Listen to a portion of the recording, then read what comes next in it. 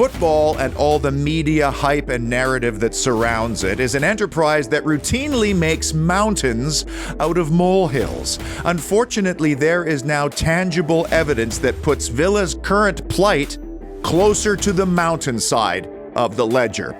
Presented by the increasingly concerned Villa fanatics at 24/7 Services, let's dissect Sunderland 1, Villa 1.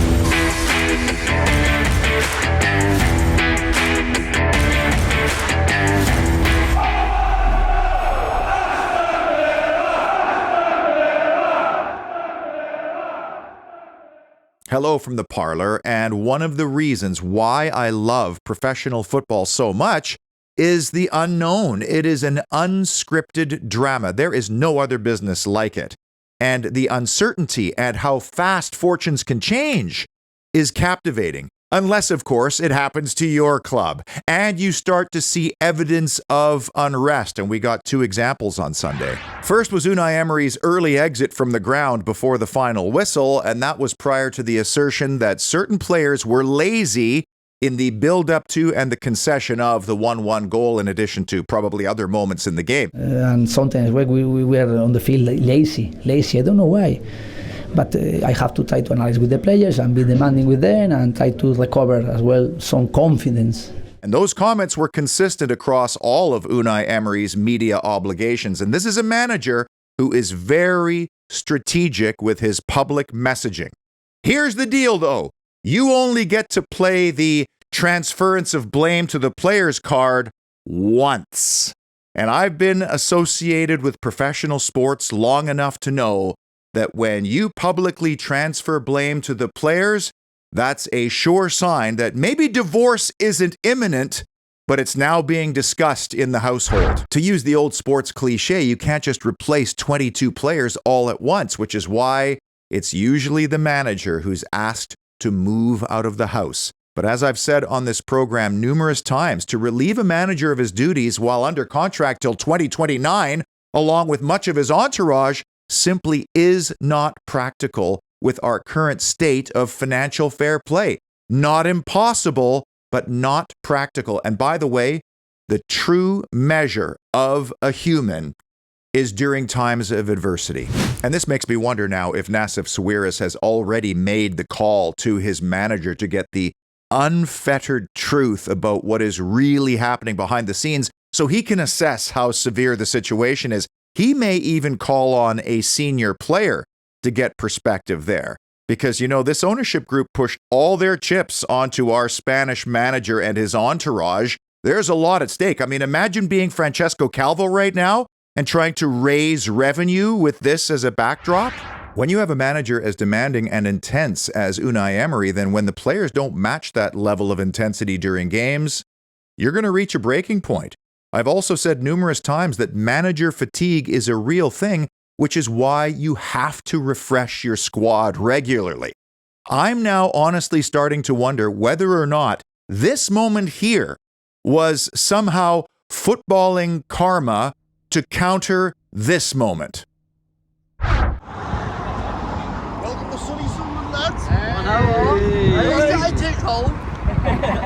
Samir made the trek to the northeast. We'll have some fan interactions with him a little bit later on. The last time Villa met the Black Cats was 2016 when we lost 3-1. And what is alarming from this statistical story is how possession and the extra man did not convert into more quality chances. I mean, Sunderland actually had more shots and shots on target and even a better XG than Villa. We did create one extra big chance. I counted the Guesson shot in the first half and then Watkins' late header opportunity as big chances. Cash's goal wasn't considered one, and neither was the break by Malen, even though it was a significant moment, which I'll get to a little bit later. Issue that only seems to happen when things aren't going your way. Villa showed up late to the Stadium of Light and therefore were late for the warm-up, which will mean another fine. They were one of the heaviest fined teams in the Premier League last year for coming out late from the locker room. Michael Bridges was the analyst on my broadcast. He characterized the warm-up as lethargic and out of sorts. And this is concerning and another symptom that things are not okay here, because this is a club that prides itself on being prepared. We started well. We've got the crowd with us today as well, so I'm thinking I think it's going to be tight. Well, I'd like to say a win, maybe like a 1-0 win, just like late winner or whatever, but I don't know. It might be a draw, maybe. Big moment number 3, Ronaldo's red. And it was a red all day long. You simply cannot make this motion with your leg, especially in a league that loves itself a straight red card. Now, my initial reaction when this happened was, it's going to make it harder for Sunderland to win the game, but knowing that we struggle against low blocks and against counterattacks, I wasn't necessarily filled with confidence that Villa would take advantage, especially thinking back to the Ipswich home game last year under similar circumstances. And sure enough, it played out that way. We went ahead only by the grace of an almost 40-yard strike from Matt Cash. This is the Polish international long bomb merchant Cash, who put beautiful technique on it, both bend and dip, which bamboozled maybe Sunderland's best player to start the season so far, Robin Roofs. And the scenario was perfect. Now Sunderland had to come out and play. Significant and worrisome issue to start the season is the discrepancy between dangerous set pieces for and against. Where have all our unique routines gone? We're overhitting almost every corner. Is that by design? Our short routines fizzle out. We haven't had consistent delivery. Are we that dependent on Yuri Tielemans? So Nanny McPhee needs to get busy at Bodymore Heath and either simplify the process or at least identify somebody who can consistently deliver deadly balls in.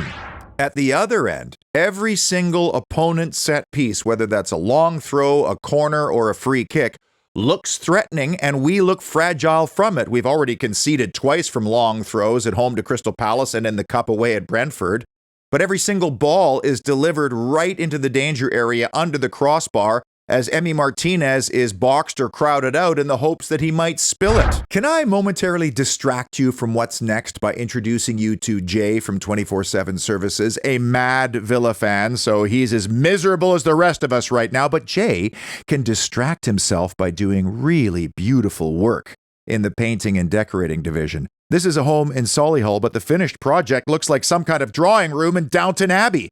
Look at how he's used wallpaper to create a wainscoting effect.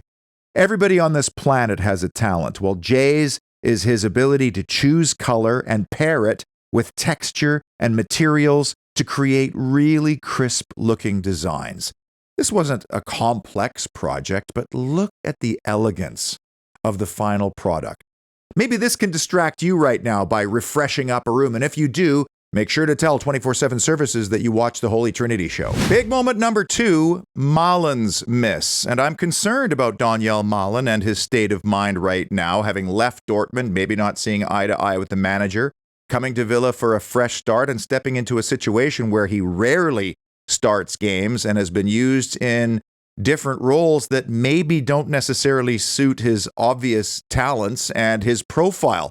So when Ollie Watkins flicked on a ball into space for him to run into, I thought, here it is. This is it. This is the reason why we brought the Dutchman in the first place. And by the way, this lead-up reminded me a lot more of Villa from 2 years ago. Malin isn't slow either, but in this moment, it was almost like he was slow in decision-making. Is that a byproduct of just not playing very often? And I wondered why he didn't do what Harvey Elliott did at Brentford by just hitting it early.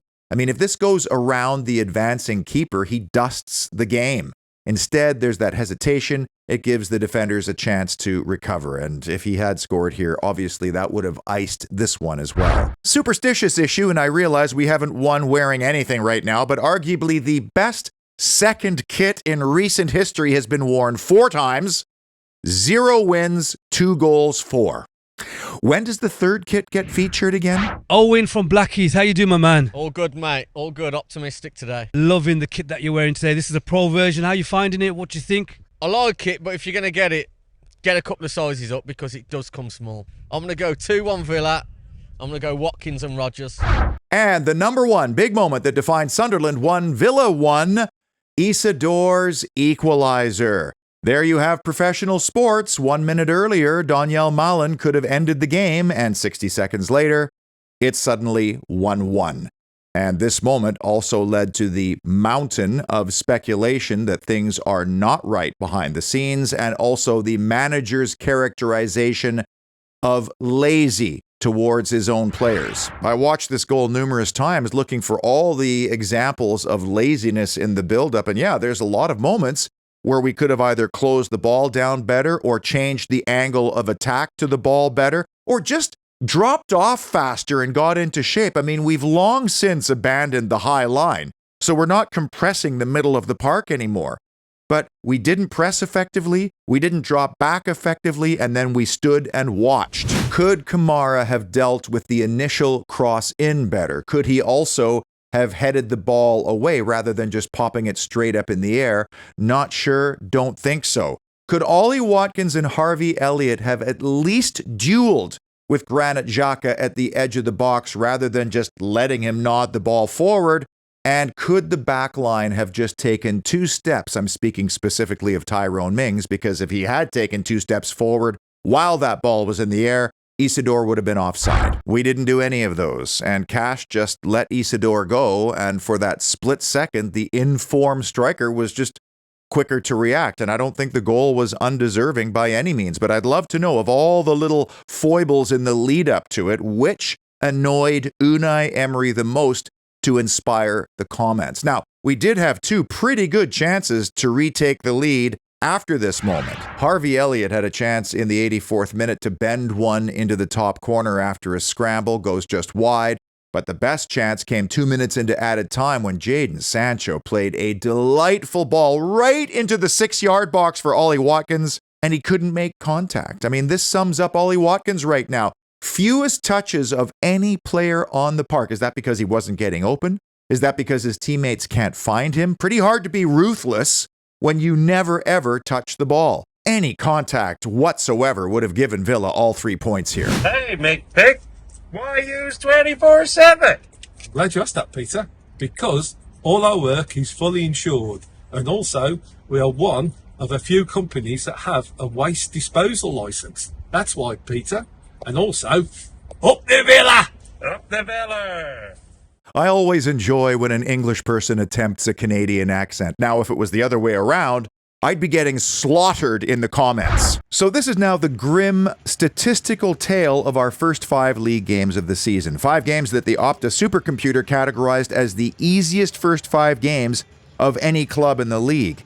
3 away games, none of which can be called easy, plus Newcastle and Crystal Palace at home, also not straightforward opponents. The one stat I'm watching carefully this year is the points either gained or dropped from winning or losing positions. Well, we dropped 2 points in the Northeast on Sunday after taking the lead.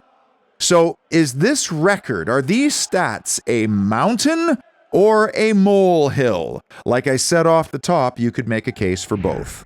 Now, the great news is Aston Villa offered a clean slate on Thursday, a fresh start in a new competition at Villa Park, no less, and an opportunity to feel those good feelings again.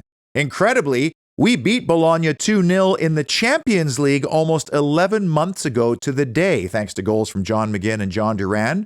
Do you know who the man of the match was that night? Morgan Rogers. I'd actually be surprised if he even starts in that game, but man, wouldn't it be nice if he got some kind of muscle memory thing going on against the opponent and turned in a display like that night. The Italians haven't necessarily started their season on fire, but they do have something we don't have, 2 wins, and a number of interesting players, one of whom was linked with many clubs over the summer, Colombian centre-back John Lukumi. Then there's exciting English prospect Jonathan Rowe, originally with Norwich City but coming last year from Marseille. Italian legend Ciro Immobile, and then their top scorer with 2, Riccardo Orsolini. Someone once said to me that if you were a player lookalikely, you'd be, what's his name? Will Hughes. Will Hughes, yeah, that's probably what I'll give you a 6 out of 10 as a doppelganger. Yeah. The game, Pat, up the Villa. Up the Villa, mate, up the Villa. All day. Now, as much as that Bologna game does give us the opportunity to shake the funk and get a victory, it could, of course, also go the other way. And with another big match looming at home against Fulham on Sunday, one shudders to think of what might happen if we don't get at least a good performance on Thursday. Until then, hold your breath and up the mighty, or is it moldy, Villa?